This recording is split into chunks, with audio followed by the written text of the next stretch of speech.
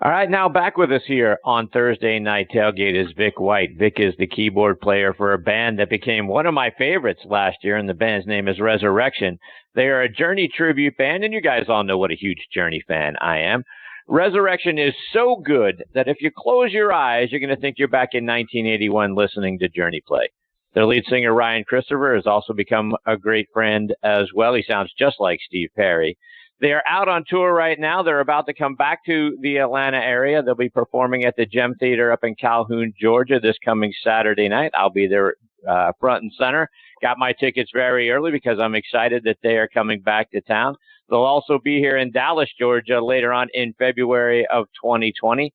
Check them out by going online to notjourney.com to see their tour schedule and to see when they'll be coming to play a venue near you.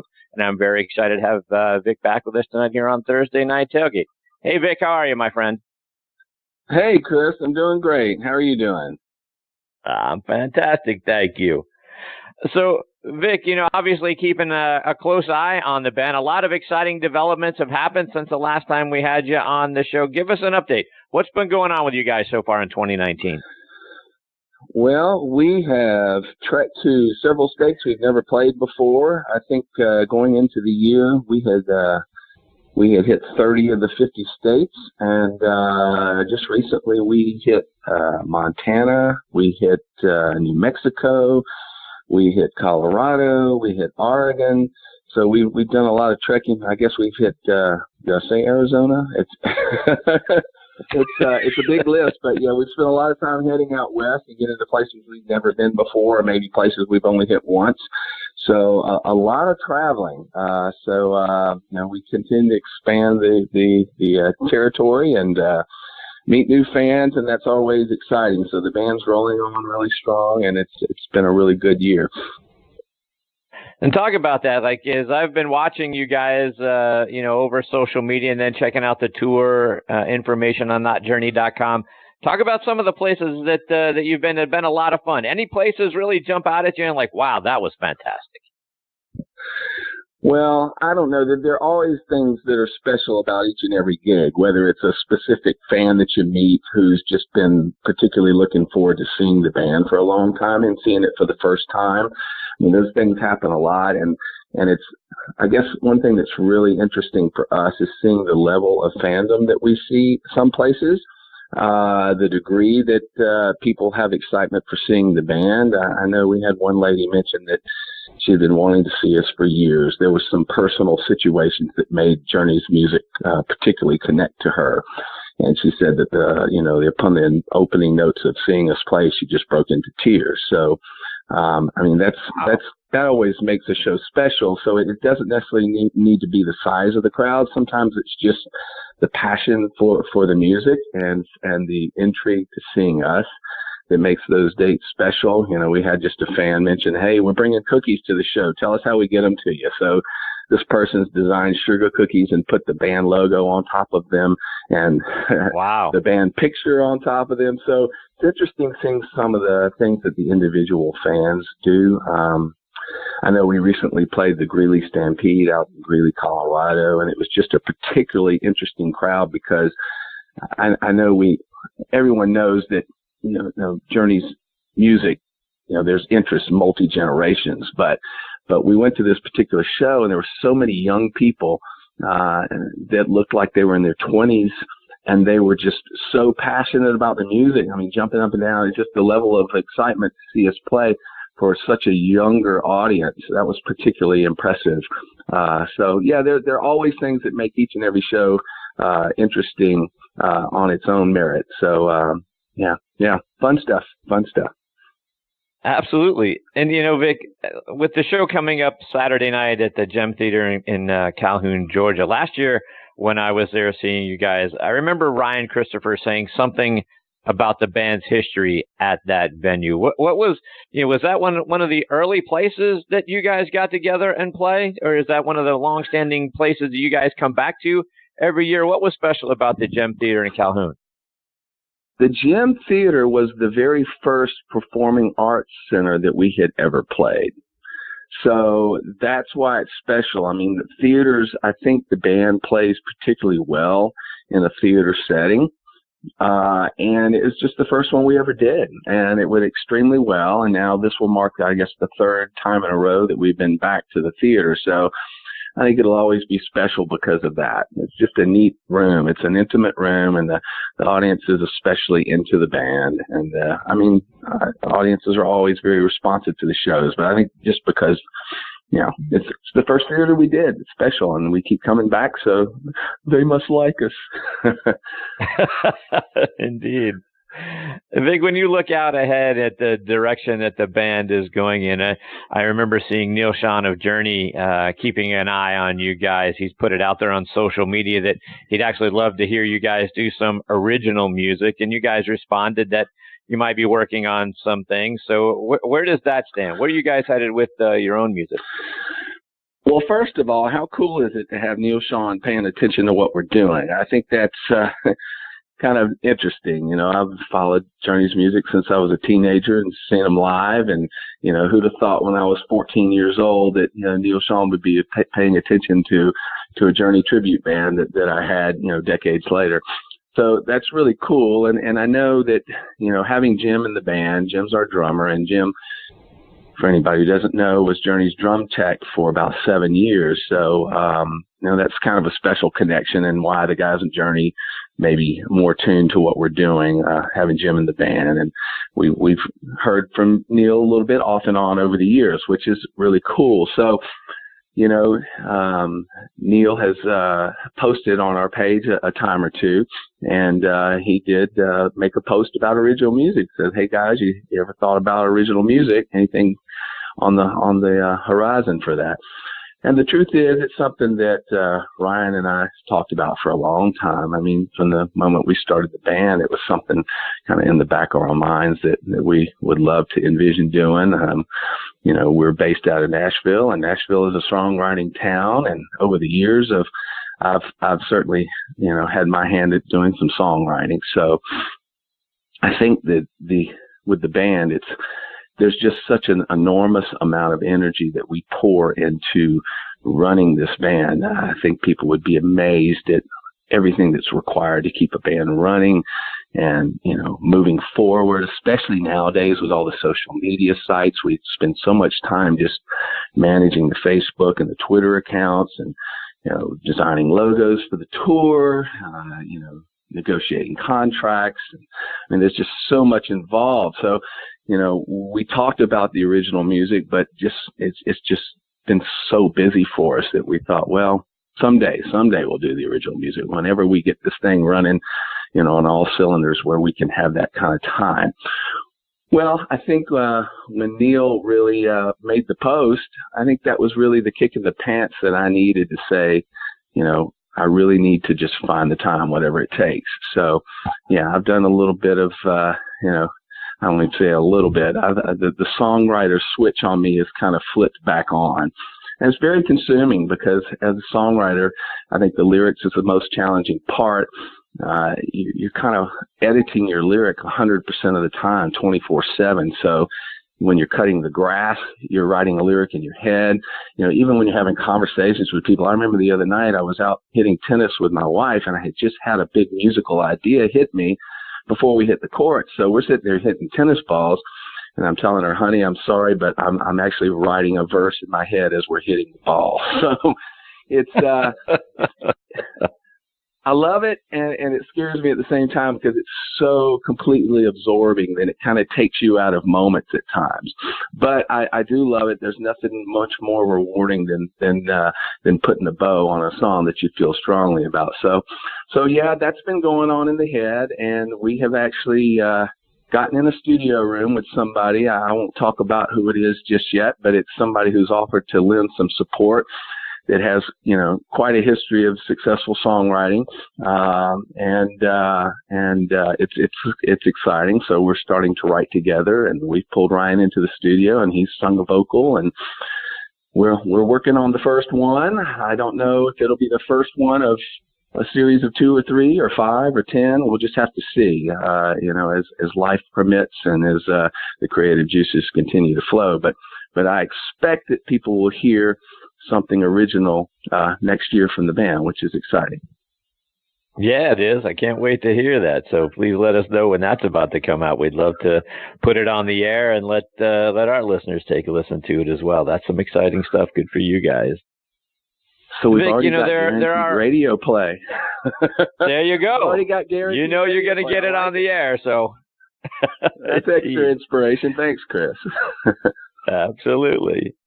Vic, there are other Journey tribute bands out there, and I've heard a few of them, but you guys are head and shoulders above, in my opinion, everybody else out there. But from your own perspective, what sets you guys apart from the others? Well, thank you, Chris. Let me see how I answer that question. Obviously, there are tons of Journey tribute bands, and there should be. I mean, it's a testament to Journey's greatness and their huge popularity. And to me, it just helps to keep Journey's music alive, and it's part of what we do. We do shows all the time, and of course, most people who are there are just fully engaged in Journey currently, but we have people all the time come see the show that say, "Hey, I saw the Journey tribute band. It was a part of my youth. After seeing your band, I just realized how much I love that music, and I've downloaded the whole Journey catalog, or I bought tickets to see them in concert." So for a lot of people, we rekindle that love of Journey's music. Now, what puts us in, and what makes us different from the other Journey tributes? I mean, well, Ryan's incredible. Ryan's just incredible. And there are some other tributes that have very good vocalists, so I'm not putting the other tributes down. I just think Ryan in particular, there's a certain timbre to his voice that is just so naturally Steve Perry-esque. And I know he says he doesn't hear it himself, but there's just something that I just don't hear in all the other singers. And there's some singers that come close, and there's just that intangible timbre to his voice that, to me personally, is closer to Steve Perry than anything else I've heard. And then you put on top of it, I mean, just the caliber of musicians in the band. Being in Nashville, there's just the band's terrific. We're just very fortunate to have the guys in the band we have. I mean, they're very capable musicians, and they're the kind who are just so meticulous about getting every nuance of the guitar timbre or the exactness of the drum fills. And Ben Supp's a stickler on the bass parts. I remember when he joined the band, he said, "Do you want me to play the way the songs like Ross Valerie plays them live on the live records, or do you want me to play them like he does on the studio records?" And I just remembered, I said, "Hey, just channel Ross Valerie. If you play something that's kind of your own, play it, with the mindset of what would Ross do. Play it Ross Valerie-esque." But he's just a stickler. He is such a stickler. He just nails every nuance to what he does. So I think there's that. I think people can feel the energy from the band. There's just a certain energy that we have when we play together that I think is very tangible. And then, we have the props. We have the red piano. We have the drum set that was right off a Journey tour. So there are a lot of little things that I think makes the band a special thing for people to see. We just work very, very hard at it, and we love what we do. So hopefully that's tangible for people who come to see the band. Vic, we need to talk a little bit of football today, so I want to get some of your thoughts. And like me, you're a big Steelers fan, so here we are 2 weeks into the preseason, looking ahead to the 2019 start. But give me your thoughts. How do you feel about the team heading into the season? Well, here's my prediction. What was it, 17-7? They beat the Chiefs yesterday? Right. Yep. So I say the Steelers need to be the very first team to go undefeated through the preseason and the entire regular season and the playoffs. I think that would be a first, would it not? I don't think the Dolphins did that, did they? I don't think so. So not with the preseason. Let's shoot for something big. Yeah, let's shoot for something big. I mean, who knows? We don't have the star players at receiver and running back anymore, and let's just show that it doesn't matter. The Steelers have a history of making great personnel decisions and being very team focused, and how cool would it be to say that we can absorb such massive changes to the personnel and shrug it off and come back and have a strong season? That would be really cool. You know, I love some of the characters on the team. I mean, who doesn't love Smith Schuster? I mean, what a fun dude. Just read the article about him buying the season tickets for the fan who tattooed his signature on his head. Did you hear about that? I did not. Yeah, the guy had a mohawk, and he had already inked the Steeler logo on his head. And I guess it was at a training camp. Smith Schuster autographed his head right by the Steeler logo. And the fan made some kind of comment about, you know, maybe he would get that signature tattooed right alongside the logo. And Smith Schuster said, okay, you do that, and I'll get you tickets to any game you want. And so later he posted that he had indeed, you know, had that tattooed. And so Smith Schuster bought him season tickets for the season this year. So that's pretty cool. Wow. I think that's so cool.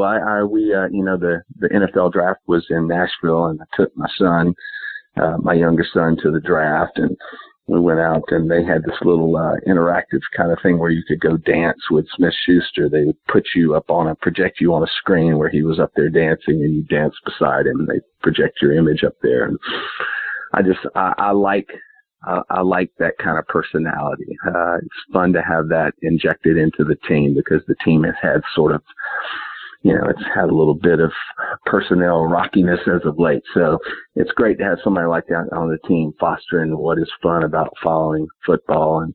And nice to see they're off to a 2-0 start. I mean, who knows where it goes? It's kind of hard to predict the Steelers. So I don't know. Your thoughts? What's your? No, I'm with you. Well, I mean, I don't know that I think that they're going to go undefeated, but I tell you what, you know, last season was so filled with, you know, the distraction of Le'Veon Bell, now the only player ever to hold out in order to get less money. So he's gone, and that's out. Antonio Brown and his craziness. I don't know that I have despised a player more while he was with the Steelers. And then, you know, obviously I wish him nothing but, you know, get out of here, go to the Raiders, take your craziness and be out there. And I really think the Steelers are going to be better off without both of them. Obviously, we saw James Conner and Jalen Samuels, you know, fill in very nicely with, you know, for Le'Veon Bell. And I don't think they missed a beat with either one of those two guys back there. And I just think they're going to be it's addition by subtraction not having Antonio Brown there. And I agree 100% with what you said. Juju Smith-Schuster comes in and brings a better, more positive air and vibe about him. And then I've seen some good things so far out of James Washington in these 2 preseason games, and hopefully he can elevate his game. Dante Moncrief being there, Deontay Johnson. We're interested to see what that young man brings to the team. But I think it's going to be addition by subtraction, Vic. I think this team is going to be better off without that and without Antonio Brown whining on the sidelines if he doesn't get his and doesn't get the number of catches and yards and touchdowns that he wants, and forcing Ben to make those throws to him in order to keep him appeased. I think the whole team is going to be better without him. I'm really looking forward to seeing what this offense can do. Yeah, I love it. You know, it's great to see. Like I said, it's always been a team-based organization, and I love them not being afraid to make tough decisions with personnel. And to your point, it's nice to see the drama kind of exercise from the team, and now we get back to playing football and having fun watching it again. And you know, Antonio Brown now, is he still threatening not to play if he can't use his old helmet? Have you heard that one?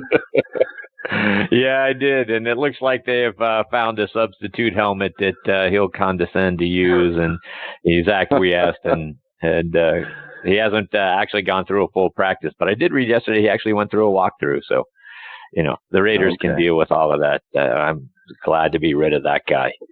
What are your thoughts? A guy that you saw at the draft, Devin Bush, now as the number 1 pick, and a guy that can hopefully step up on the defensive side. What are your thoughts on Bush? Hey, let's get the steel curtain going back again. It's nice to have defensive focus in the draft, and I'll be honest, I haven't followed what's happened in the preseason with him. How's it going so far in the preseason?